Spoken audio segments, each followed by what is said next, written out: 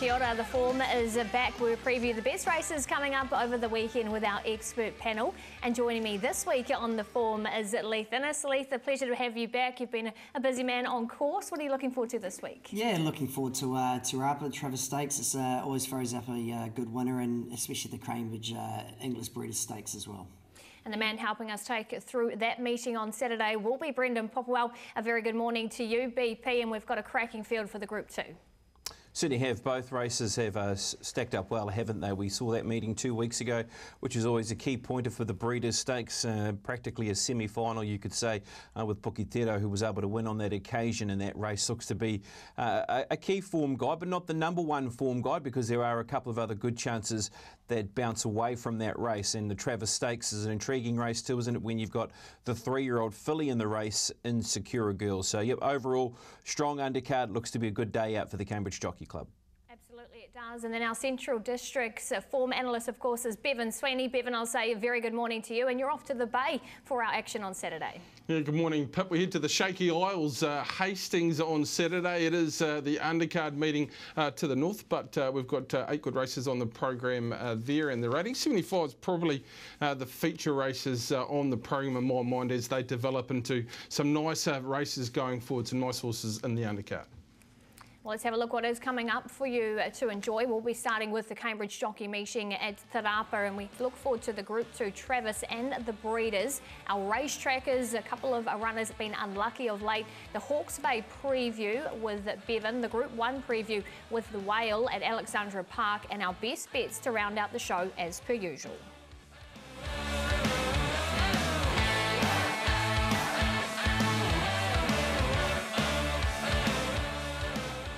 For our feature preview, let's have a look at the Group 2 Travis Stakes over the 2,000 metres, and it is for the fillies and mares. It is headed in the betting by Aromatic at $2.50. She's in a point in the betting. Secure Girl, the filly in the race, at 3.6, and then everything else out to double figure odds, including Carmen Line and Town Crier. Leith, it is over the 2,000 metres, but looks to be a little bit of speed in this race. Yeah, it's a little bit of a tricky start. You haven't got a long run to the first bend, but it looks like a good even tempo. Town Crier looks like probably the natural leader from barrier 6, and CM Bella from 13 will sort of use a little bit of gate speed and get across as well. And you've got Secure Girl mapping there. You're quite keen on the filly, and of course Nabba's got a really good record in this race. Yeah, he has. He's going for 3 in a row, and she gets in well in the weights. And I think you know, just last start they might have overstepped it a little bit and probably went a little bit too hard in the Oaks. And you know, I'm not picking her to lead in this race. I'm sort of see her just sitting off the speed. Yeah, look, I think that's a key point around the race, is just what she does here, because she did overdo it, didn't she, last time to the races in the New Zealand Oaks, and it set up a torrent speed, and those that were sort of in and around all fell in a hole with her, and it was a race that was obviously where we saw Pennywecker closing off. And look, Pennywecker then backed it up by winning the Australian Oaks. Her form building towards the New Zealand Oaks, it was really on point, wasn't it, with how she was able to perform in her final lead-up race in the Sunline Vase here at this venue. So she's the 3-year-old filly who gets in with just the 53.5 kilograms, and she's had herself a trial to get ready for this race as well, and it was out of Te Awamutu recently on this week on the 24th of April for Michael McNabb in the saddle. And of course Kosi Asano's been with her throughout her preparation this season, but nice for Michael to get a good sit aboard this runner. Just a short course trial over 1,150 metres to tidy her up and have her in a good space for the weekend. She does look to be a strong chance in the race. Not the favourite as we saw in that marketplace though, Pip, with Aromatic being the one that's favoured at this stage. Absolutely, and of course was a very good winner last start as well, so we'll take you back to that. Beats a couple of race rivals key here too, BP, with Love for All and St. Allison behind. But look, once Opie brought her out to the clear, Leith, she was very good. Yeah, it was a very good ride by Opie. He put her right on the speed. They were winning, you know, on speed all day that day, and look, she was really strong in the last 200 metres, but she was gated by a very good ride.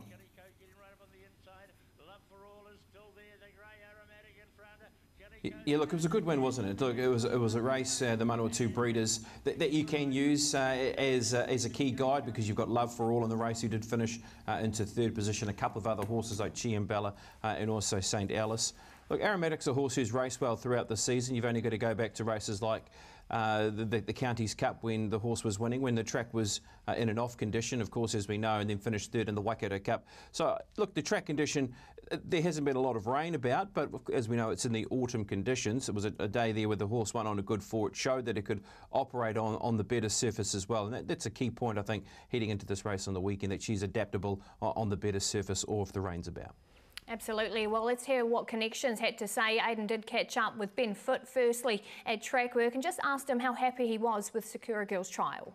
Very happy. Just wanted to see where her fitness was at, and she recovered really quickly. So I'm really happy where she's at. She's really good because it was pretty firm that day at Awapuni. So no, she hasn't had to do a lot in between. So this will be a final run for the season. She's come through the race in Pokakoe really well. Hasn't left a note, bouncing around. So it was always the plan. Easter, then last run, Travis. You know, after a last run, it was pretty good, and stepping up from a mile to 2,000 metres, it's a bit of a punt. We're not entirely sure just what is her distance that she's going to be most effective at, but we're certainly going to give it a go this weekend and see what happens. She looks like she'll get over ground, and Trudy's confident she will. She's been up a long while, that's the only other question mark. Yeah, look, she's been going really good. Obviously, we would have liked to have had a win on the board, would have given us a bit more confidence, but hey, it's fillies and mares race, so getting near the end of the season, we'll have a go. She struck the wet track in the Easter, but she had to run if she was going to run the Travis, and I think the key to her is better ground, so I could see her improving dramatically Saturday. Yeah, obviously things didn't go right in the Oaks, so we're pretty disappointed. So yeah, I think you know, looking at the field, she's up to winning it. She's holding that sort of form. She's all the signs you look for. They're there with her. Yeah, I think so. No, she should run pretty well. Very bright. So yeah, I think I've got her pretty well.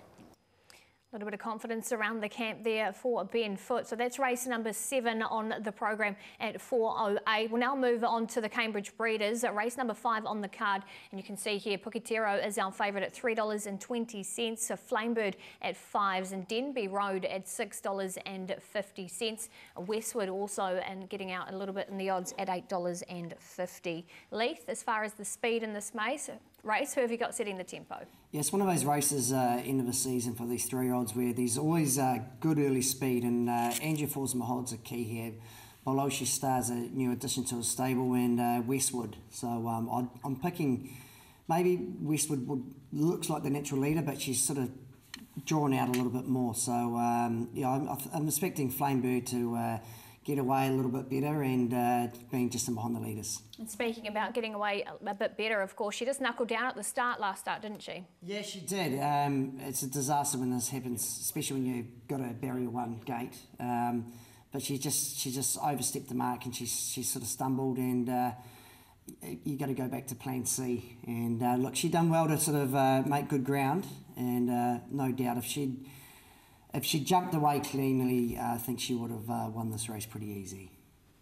Yeah, she was back confidently to win this race as well, and basically when that happened, it was curtains for her. So to be able to get as close as she did, she got within 2.5 lengths of Little Hooves Got Moves, backed into $1.90, and it was such strong money for her that that mishap at the start. Well, it was unfortunate for those that were on, but maybe he can get something back here on the weekend because she's at a backable price.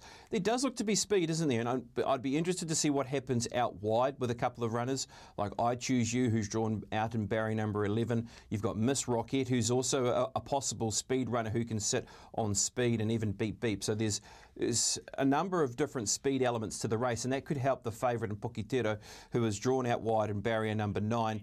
I do like the run of Petrucci out wide here too, who finishes into 4th position. She's gathering up big momentum and conceding some big, lengths to the favoured one. It's the grey, about to get the split between runners now in Kana and Westwood, and she really explodes.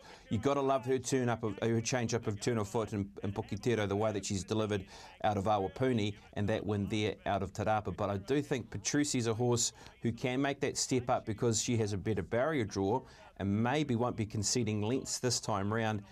And she has that opportunity of maybe getting 1 or 2 better than the favourite in the race. And she's at a backable price to find out at $6.50. Absolutely, she is at BP. So if you want to check out that market, tab.co.nz. In the meantime, Aidan did catch up with Mark Walker, firstly with his connections. He's got 3 in the race, and he just asked him if he's happy with I Choose You's form leading into it. Well, she's got to turn around quite a beating by the stablemate, but you can't fault her here. Yeah, Puketero was very impressive last time out. Is she trained on okay? Yeah, she's a cranky sort of a filly. She's a bit highly strung, but on race day, she's good galloper, that's for sure. Yeah, he's going well. He's freshened up really nicely. Trialled up nice last Tuesday. It's a very hard ask coming back from a derby prep, you know. But he had a month in the paddock and he's freshened up really well. So yeah, I mean there's not many black type races around. He's fresh. He's working like he can run a nice 1200. So let's have a go. Yeah, both are going well. Bolshoi Star, fresh up runner for the stable. Transfer up from the south after a listed second there. She went well in the trials at Avondale. Sam Spratt sticks, lugging bit on, sidewinkers on. She likes to get up and get herself handy. She actually loves Te Rapa. She's strengthened up. We've given her the one trial. Right-handed, she's probably not quite as good right-handed, but we thought, you know, probably last sprinting chance to get black tops, a 3-year-old, and you know she can draw a nice gate.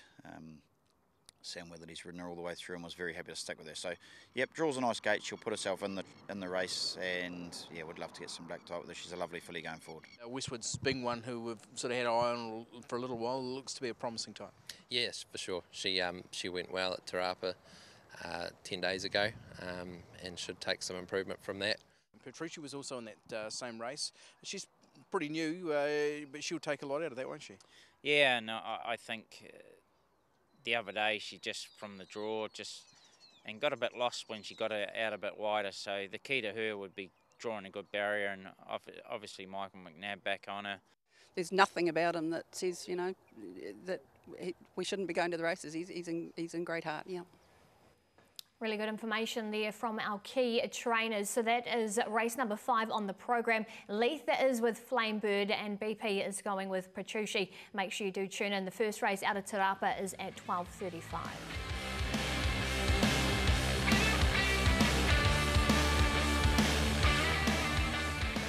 One of our favourite segments is back. Racetrackers, horses or dogs that may have been a bit unlucky, all caught the eye. And we'll start with you, Leith. Who have you found? Yeah, Mr. Mojo's rising from Anzac Day at Avondale. Yeah, he was drawn barrier 1 and he stumbled out of the gates, and for him to pick himself up from where he was, it was a mighty effort. He was the class horse of the field, and you know it was only a maiden race at Avondale, and probably the form in the race is probably not really going to stack up. But from where he is now, the 250 metre mark, to win by a length and a half, it was a super effort.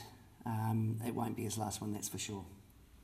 Yeah, that was a win and a half, wasn't it? And a horse who's been twice placed in a Guineas race. Wanganui Guineas and the Hawke's Bay Guineas behind Piers, so he was destined to win a maiden, and he did it in that fashion. So yeah, definitely a horse to follow with how he won on Anzac Day. I'm going to the same meeting, going to the Avondale Classic, and it's a race where I think you can follow a number of horses here, but check out this run from the 2-year-old filly by Savabeel out of the James and Wellwood barn and Orchestral. This horse has come from the clouds. Just a Floozy sits outside leader and does the job off the back of some very good trials. Orchestral comes from back last and winds up out wide, and obviously runs the fastest 8, 6, 4 and 2. And already you're starting to wonder what the prospects might be for her as a 3-year-old filly for next season. The Wexford horse in the yellow's good as well. That being Molly Bloom. It's a really good race to follow, the Avondale Classic. I'm going to take you to the local trials on Monday, and I think there was a few to follow. Sweet Jadine Papa Smooth, but have a crack at this. This is Maritiri Molly. This is over 850 metres. Maggie's clan is second, who's got a fair bit of ability. This one for Maddie Dixon. It'll line up in a maiden somewhere, somehow, and it'll be in a very similar position to what you see here. It cleared off and donkey licked them by 8 lengths with a fair bit to offer. Maritiri Molly, for me, one to really follow. A very dominant trial there, and I'm heading to Wanganui actually on Friday, but taking you back to Monaco with the Auckland Cup winner Space Boy. That was him knuckling down at the start in the green rug, and also a race rival on Friday too in the pink up at the front there is Big Time Bernie. I think they're both a really good chance, but he's a dog that just really suits these type of tracks. The two turn, he'll head over the 520 metres, and he's beautifully drawn on Friday out wide in box number 7. Look at the ground that he makes up here, and he's got to try and poke through greyhounds, some very, very quick dogs in front of him, and just the lengths that he lost at the start, I think he'll be going very close in a good field on Friday, and maybe even Bernie off the Ace Alley could run the Quinella, so 2 to follow out of that race from Monaco. Here's a summary for you. Mr. Mojo Rising for Leith, Orchestral for Brendan, Marituri Molly for the nice trialist for Bevan, and I'm with Space Boy. Note them down, your race trackers for the week.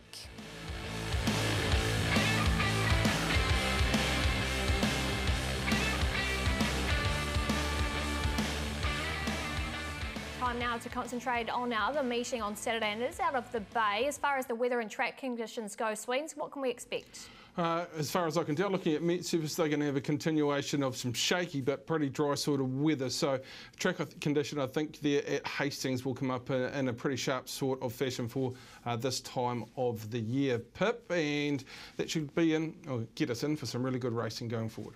Well, let's have a look at the first. It is the MediaWorks handicap. It is for the open class horses, and our Vencedor, your favourite, at $2.50. A tight line at $3.50. Deerfield resumes with the top weight at $7, and Kick On also kept safe enough in the market at $4.50. Sweens, the first one we want to highlight is our favourite, our Vencedor, and was very good when runner-up last time. It really was. This is a strong race taken out by Tab Attack for Alan Sherrick, and he was out fast, led up on this occasion, as generally is the pattern with the 4-year-old by Shocking, and it's taken a pretty sharp sort of horse to beat him on this occasion by half a length. In a small field, Tegan Newman doing the riding.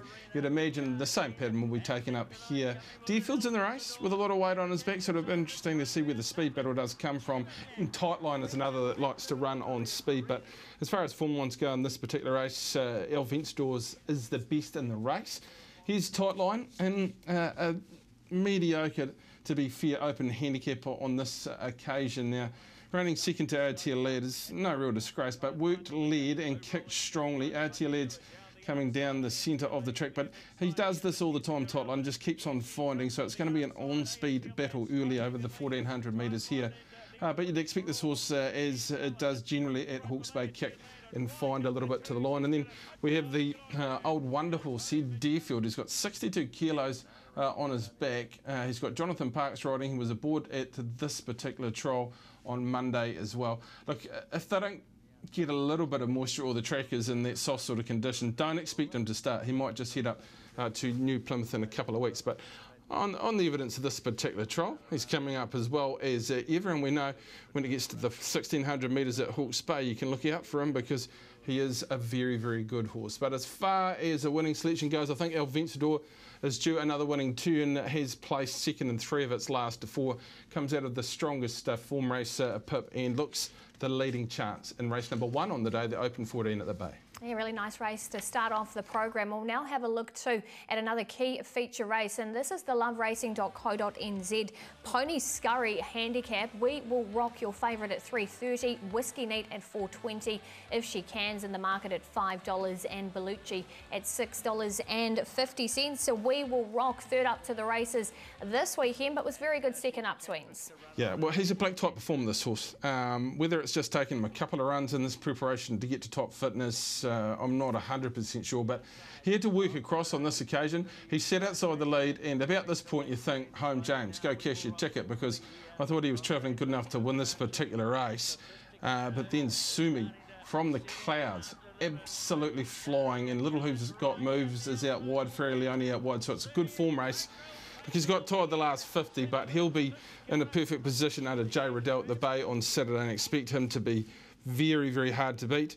Gee, Whiskey Neat's been brave, especially in his most recent one when he led up at Hastings and just kept on kicking. I thought he was a roasted duck at about the 200 metre mark, but he just kept on finding Whiskey Neat. He's been going nicely. He was a winner 3 back at Te Rapa after being placed fresh up when the money was on at Hawke's Bay, but look, you would have thought he was going to get beat at a couple of points in the home straight if She Can was kicking strongly, but Whiskey Neat dug in and was too strong. Bellucci's an emerging horse of Peter Dudham, and will get into a very dangerous position in the weights at 50.5 kilos. This is a horse's trial on a wet track at Foxton on Monday. And this wasn't a bad trial, actually. JBG has got a fair future, and it's down towards the inside in the Wellwood colours and just keeps on rolling home nicely. Now, this horse might need a little bit further than the 1,200 metres to be competitive in this grade, but it's a nice trial, coming up nicely and not really asked to do too much in the run to the line.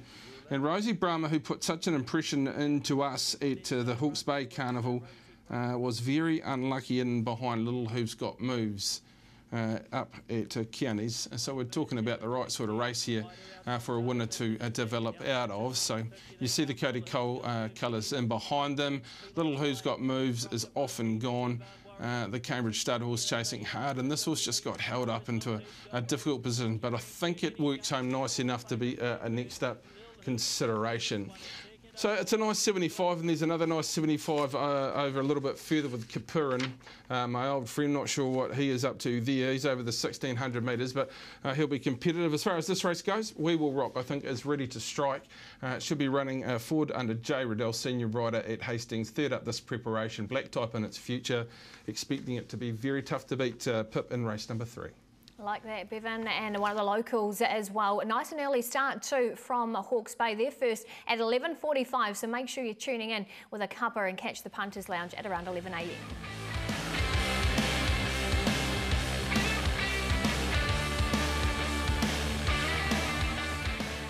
Time for our harness action, and Craig Thompson, the Group 1 action continues at Alexandra Park on Friday. Yeah, thanks, Philippa. That's right. It's going to be a massive night at Alexandra Park. Of course, the two Group 1s, we've got the National Trot, and of course, really looking forward to the Messenger, taken out by so many good horses, the likes of Lazarus back in 2017. Market as it stands at this way, it's definitely copy that. He's $1.80. Of course, he got surprisingly beaten last week, but he's short enough again because he's got a good draw. Self-assured, outstanding last start. Had to sit parked outside him, beat him home. He's in great form, 2,700 metres, ideal. And this is a key guide. Last week's Taylor Mile, as we picked them up at the top of the lane. Copy, they got worked over a little bit early on. They ran 26.3 off the gate, and they got away with a 31 middle quarter. But maybe the damage had been done at the start. Outside himself, assured he got round to sit parked out, and 3 wide. Better Eclipse was the run of the race. Now, his section was outstanding. He ran home at 54.8. Out wider, Akuta, who's not here for the Messenger. He'll be saved for the Auckland Cup. But 4 across the track, and I reckon about a neck covered them. So it was a very tight finish. Very much depending on what pressure's off the start in this race. Copy that wanders to the front. There's no pressure like it was in the $1 million race. If we saw it again from last week in the Taylor Mile, it can change the complexion. But he's the horse to beat. He's 2-time New Zealand Cup winner. And of course, he won the race by grins a fortnight ago. The other Group 1 on the night is the National Trot. Good field. Best horse in Australasia. Trotting wise is Muscle Mountain. Bookies didn't miss it. $1.25. And rightly so, because he's got barrier 1. He dominated them last week. And you suggest he'll probably find the front, if not at the start, at some stage. Aldebaran Zeus, $9 the Aussie. Isn't it good to have the Aussies here in the trotting ranks and in the pacing ranks with Better Eclipse? Let's go back last week. Lyle Creek in front again. Muscle Mount, the lime green. Note the horse on its outside here. Double Delight. I thought this was an exceptionally good run. $3 a place for Double Delight seems to be a little bit of overs to me. You can see the Aussie out wide, trying to get round that bend, 4 wide when they're running a very quick quarter. Aldebaran Zeus running on. You've got Artie by the hill and Old Majestic Man whacking away after sitting in the trail, but he just powered away to the son of Muscle Hill, and he was too good for him. From barrier number 1, $1.25, you're not going to tip that, but I didn't mind Double Delight if I was playing into something at longer rods, maybe for a place, $3 a place, 210, top 4. I think the 2,700 will suit her, and she was good enough to sit parked out last week and beat a number of these home. So good race. Really looking forward to catching up with Nicole Sims, myself on Trackside 1 Friday evening. Our coverage will start around about 5:30. Best of the weekend for me. Really like Javel J at Invercargill. No fixed odds record, but this horse was good last start. Brilliant winner 2 starts ago. Race 8 Invercargill. Trackside 2. My best of the day, Jovial J.